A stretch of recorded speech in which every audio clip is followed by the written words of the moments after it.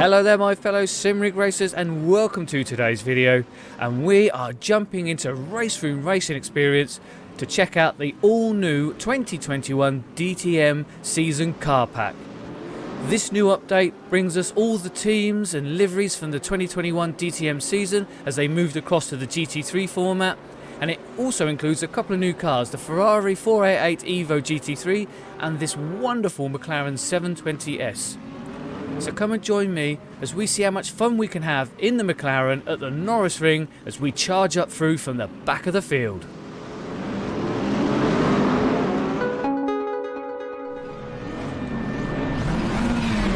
Okay then, welcome sim racing fans. So here we go.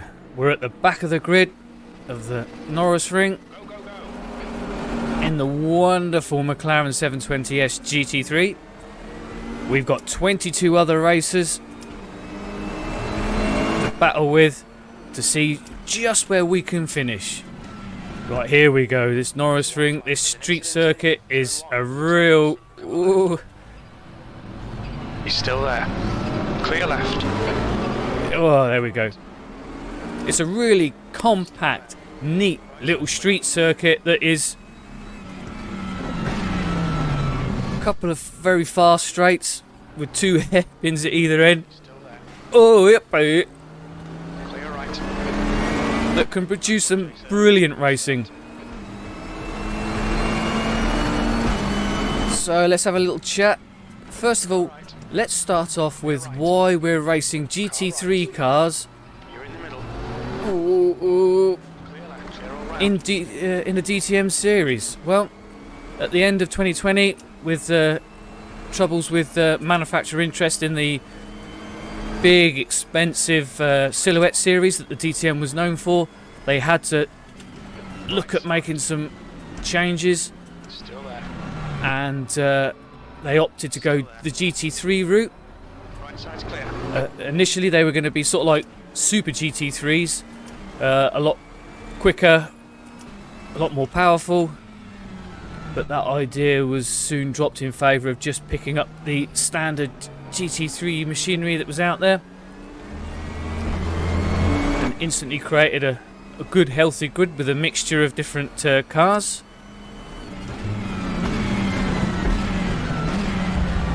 Now, what makes it stand out from other GT3 series, such as the German, they have their own national GT3 series, is that there's no endurance format and there's no driver swaps. So these are quick 2 races per weekend, under an hour per race. So it's, you know, they've retained the original DTM sprint format. So it's action from lights to flag, and that's what they use to differentiate themselves from other GT3 series, and it seems to have worked. Like I say, there was a good selection of cars and teams on the grid. Crowds seemed to be pretty healthy. Is a shame though, wasn't it, because Car right. some of those DTM machinery over the years was absolutely amazing to watch and listen to. Good stuff. Keep it coming. But I think this was better than just letting the DTM brand disappear. And who knows, You've just done the success of this, they can implement this Super GT3 format going forward. left side. Clear left. Left side. So we have Clear left. it's a complete car pack. So you've got all the teams, liveries, cars, drivers, and fortunately RaceRoom, because it's been supporting the DTM series over the years, has just about all the tracks. We're racing here at the Norisring because when I checked the real life 2021 series calendar, this is where they closed up the season at. So I thought, well, what better place?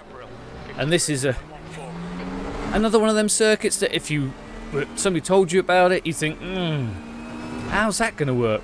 But in theory, in practice, yes. And I've had some fantastic racing here in all kinds of different machinery. Car right. Clear right. Now what I do like about what Sector 3 has done with RaceRoom is that they have tried to stop releasing sporadic odd cars here and there, and they do try to concentrate on season packs such as they've done with touring cars, World Touring Cars, DTM. You know, okay, it's not brilliant, we still get the odd lone GTE car randomly appear. Left side. I think, you know, it's a good idea to try and concentrate on a group, a selection or a series. Now I know that means that we don't get so much new content quite so often, but really, honestly, as sim racers with so many different sim racing titles, we are spoilt for content, new content. You know, realistically there's only so much we can ever want. Well done, mate. He says, 5 minutes remaining, 5 minutes left. after buying just about every new piece of content for every sim out there instantly. But you know, on the whole, Car left. we can wait a few more weeks in between content if it meant that we had a, you know, a complete series rather than just a couple of cars. On your left. Clear left. So we'll just, first of all, we've got to talk about what this car sounds like. So I'll shut up for a minute. B17. Car right. Still there. Right side's clear. Nicely done.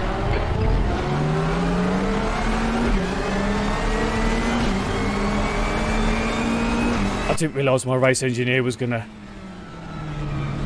waffle all the way through it, but you know, doesn't RaceRoom sound good?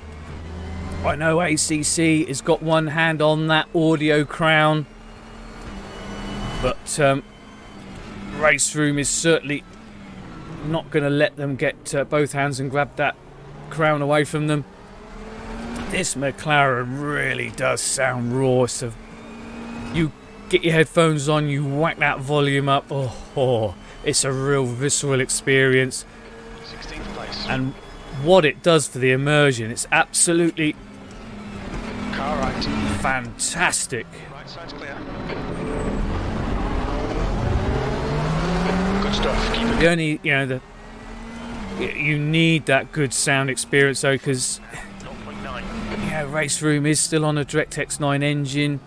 It does have some nice little eye candy, dust kick up, sparks, but it hasn't quite got that realistic shadow detail that some of the new or the updated sim racing titles have.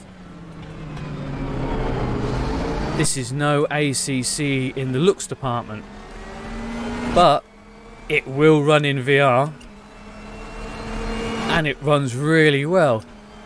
Puts ACC to shame. B15. It's no AMS2. On your right.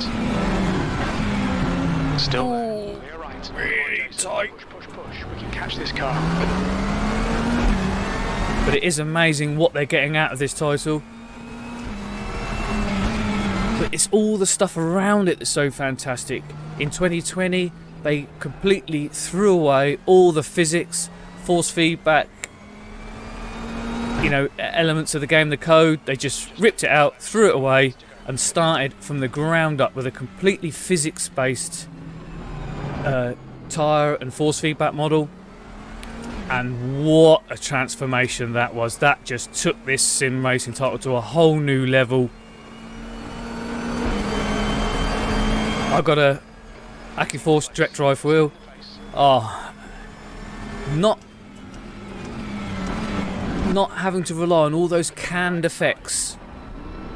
Initially it feels a little underwhelming, a little too subtle, but once you dial it in and get it set up, oh, you just, you know, it will, you know exactly what the car's doing, why it's doing it, and how to go about correcting it. The leader has just done a 53.00. And you know, I wasn't initially going to drive this McLaren. I was going to pick the Ferrari 488 EVO, but I've driven that thing to death in just about every other sim, so I thought, you know what, I'm not usually a McLaren man, no particular reason, just never found one that excited me, so I thought, you know what, why not, let's jump in this 720S. Oh, so glad I did. It's beautifully sorted, the balance is absolutely fantastic. Normally I have to go and fiddle around with brake bias, roll bars, just to try and either stiffen or soften the car and try and give me a little bit of added stability under heavy braking. But this car with its default setup is already really stable, predictable. It's just a really nice car to drive. You can understand it. It all just makes sense. And I've gone from never really driving a McLaren and to now thinking, right, I need to try more of them. I want to find out what other McLarens are out there, what they feel like. Because this car is just wonderful.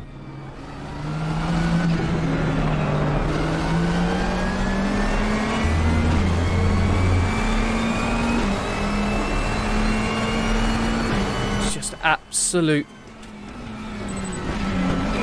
joy to drive when you just go deep into these hairpins. 52.41. Just a quick one as we cross the line.